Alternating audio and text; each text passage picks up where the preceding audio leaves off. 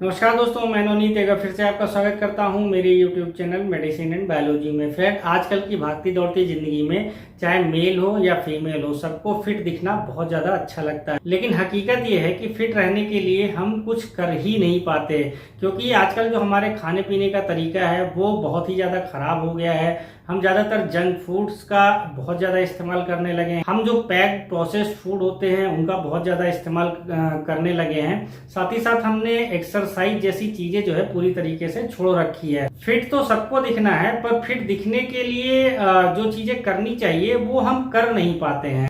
तो इस तरह के इन्वायरमेंट में जबकि हम फिट दिखना चाहते हैं लेकिन फिट रह नहीं पाते हैं, उसके लिए हम कई तरह के प्रोडक्ट्स का इस्तेमाल करते हैं। जैसे अगर आप गूगल पर जाओगे, उस पर सर्च मारोगे कि फैट बर्नर, तो फैट बर्नर के नाम पे आपको बहुत सारे प्रोडक्ट दिखने को मिल जाएंगे।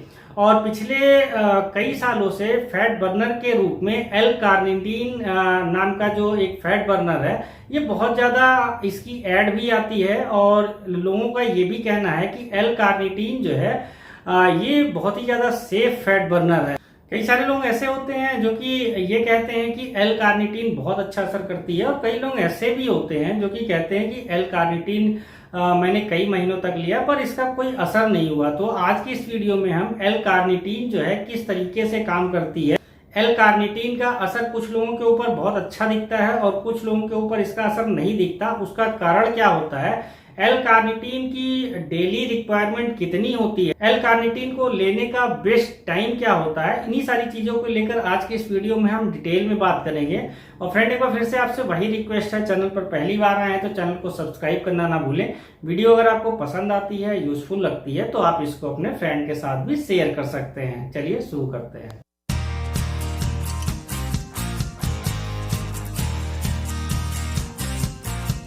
सबसे पहले तो मैं यहाँ पर आपको ये बता देना चाहता हूँ कि एल कार्निटीन एक नेचुरल सब्सटेंस होता है, ये कोई सिंथेटिक प्रोडक्ट नहीं होता। हमारी बॉडी इसको खुद बनाती है, हमारी बॉडी के अंदर ही। जैसे लीवर और किडनी में एल कार्निटीन का प्रोडक्शन होता है, वहाँ पर ये बनता है।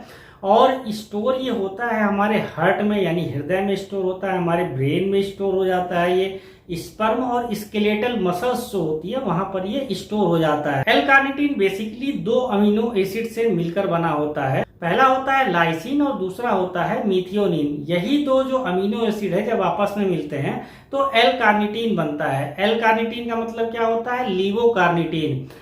डी कार्निटीन भी होता है जिसको डेक्स्ट्रो कार्निटीन भी कहते हैं। अब डी कार्निटीन की बहुत ज्यादा बात इसलिए नहीं होती, जो डेक्स्ट्रो फॉर्म इसका होता है वो इनएक्टिव फॉर्म होता है। तो जब ये इनएक्टिव फॉर्म होता है तो इसका कोई काम नहीं होता, इसलिए डी कार्निटीन की बात नहीं होती, एल कार्निटीन की हमेशा बात होती है। अभी तक यहाँ पर हमने ये जाना कि एल कार्निटीन होता क्या है, बनता कहाँ पर है और स्टोर कहाँ पर होता है। एल कार्निटीन काम कैसे करता है, इसको लोग फैट बर्नर क्यों कहते हैं, कुछ लोग ये क्यों कहते हैं कि ये मेरे ऊपर बहुत अच्छा असर करता है, और कुछ लोग ये कहते हैं कि मेरे ऊपर ये असर ही नहीं करता, इसका कारण क्या होता है। तो एल कार्निटीन जो होता है, मैं आपको यहाँ पर ये बता दूं कि ये फैट बर्नर नहीं होता, बल्कि ये ट्रांसपोर्टर की तरह काम करता है।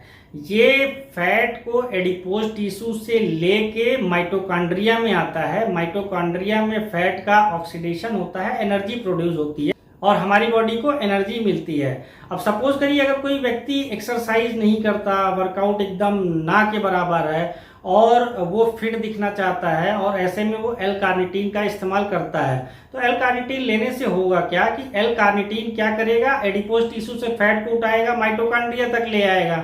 माइटोकॉन्ड्रिया में ले तो आएगा पर माइटोकॉन्ड्रिया में फैट का ऑक्सीडेशन नहीं होगा, क्योंकि आप फिजिकल वर्कआउट कर नहीं रहे हो। ऐसे में आपके बॉडी में ऑलरेडी ग्लूकोज और ग्लाइकोजन की मात्रा रहती है। तो सबसे पहले एनर्जी के लिए जो हमारी बॉडी है वो ग्लूकोज और ग्लाइकोजन का इस्तेमाल करेगी। ऐसे में होगा क्या कि जो एल कार्निटीन फैट लेके माइटोकॉन्ड्रिया में आया था, वो फैट वापस जाके एडिपोज टिश्यू में डिपॉजिट हो जाएगा। तो एल कार्निटीन का अगर आप फिजिकल वर्कआउट नहीं करते तो फिर लेने का कोई फायदा ही नहीं होता। अब आते हैं दूसरी चीज पे कि कुछ लोग कहते हैं कि ये हमारे ऊपर बहुत अच्छा असर करता है। ये इसलिए असर करता है क्योंकि वो फिजिकल वर्कआउट के साथ में एल कार्निटीन लेते हैं। अब वो कोई व्यक्ति अगर फिजिकल वर्कआउट करता है तो ऑलरेडी उसकी बॉडी जो होती है वो ग्लूकोज और ग्लाइकोजन का इस्तेमाल कर लेती है एनर्जी के लिए।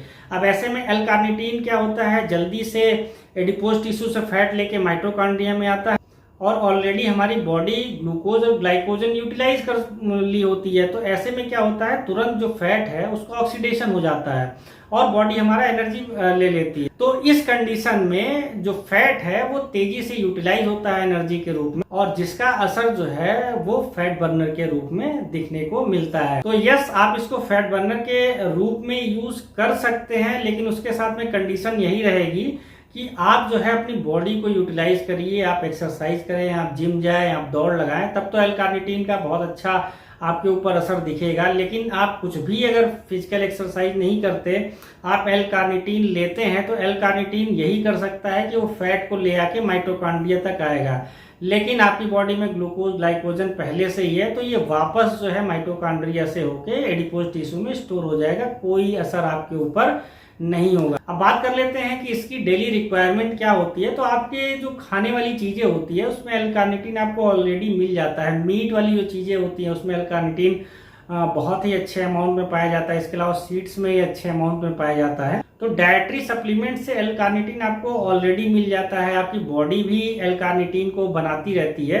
तो ऐसे में अगर आप 400 mg to 500 mg L-कार्निटीन per day ले रहे हैं तो ये आपके लिए काफी सफिशिएंट होता है। अब आपके दिमाग में ये भी चल रहा होगा कि L-कार्निटीन को कब कब लेना है। बहुत सारे लोग ये कहते हैं कि दिन में इसको 3 बार इस्तेमाल करना चाहिए जिससे कि इसका आपको बेस्ट रिजल्ट मिल सके। लेकिन मेरा केवल ये मानना है कि दिन में अगर आप इसको 1 बार भी लें तो ये काफ़ी बेनिफिशियल रहेगा आपकी बॉडी के लिए, क्योंकि अगर आप इसका सुबह के टाइम इस्तेमाल करेंगे और उसके बाद आप फिजिकल वर्क भी करते रहते हैं तो ऐसे में L-कार्निटीन का मैक्सिमम यूटिलाइजेशन हो सकेगा। अगर आप रात में L-कार्निटीन ले रहे हैं खाना खाने के बाद और ऐसे में आप सो जा रहे हैं तो वहां पर तो आप फिजिकल एक्टिविटी करते ही नहीं है। तो जब आप फिजिकल एक्टिविटी नहीं करते तो L-कार्निटीन जो है वो यूटिलाइज नहीं हो पाता और L-कार्निटीन का ओवरडोज हो जाता है। अब L-कार्निटीन का जब ओवरडोज होगा तो इंसोम्निया की प्रॉब्लम होती है। इंसोम्निया का हिंदी में मतलब होता है कि आपको अच्छे से नींद नहीं आएगी। वहीं पर अगर आप सुबह के टाइम L-कार्निटीन लेंगे, दिन भर आप कुछ ना कुछ फिजिकल एक्टिविटी करते रहते हैं, तो L-कार्निटीन का मैक्सिमम यूटिलाइजेशन होगा, रात में आपको नींद अच्छी आएगी। तो अगर आप भी L-कार्निटीन को फैट बर्नर की तरह इस्तेमाल करना चाहते हैं तो आपको एक्सरसाइज जरूर करनी चाहिए। और जब अगर आप एक्सरसाइज करते रहेंगे उसके साथ में L-कार्निटीन का इस्तेमाल करेंगे तो इसका बहुत अच्छा रिजल्ट देखने को आपके ऊपर मिलेगा। L-कार्निटीन के बहुत सारे मार्केट में प्रोडक्ट्स अवेलेबल है। आप गूगल पे जाएंगे आपको बड़ी आसानी से ये मिल जाएगा। L-कार्निटीन से रिलेटेड कुछ और अधिक जानकारी अगर आपको चाहिए तो आप मेरे कमेंट बॉक्स में कमेंट करके मुझसे पूछ सकते हैं। आपका बहुत बहुत धन्यवाद।